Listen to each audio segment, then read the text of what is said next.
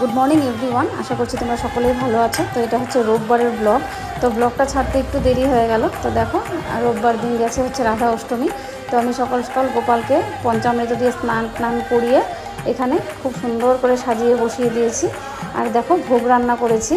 এখানে হচ্ছে মালপোয়া করেছি, মালপোয়া রাধারানীর খুব পছন্দ। তো মালপোয়া করেছি, তালের বড়া করেছি, এখানে হচ্ছে দই মিষ্টি, পুষ্পান্ন করেছি, পরমান্ন করেছি, অন্নপ্রসাদ, চাটনি, 5 রকমের ভাজি, তারপর হচ্ছে এখানে লাবড়া, ডাল, পনির রসা আর একটা গাঠি কচুর তরকারি। গাঠি কচুর তরকারিটা রাধারানীর খুব প্রিয়।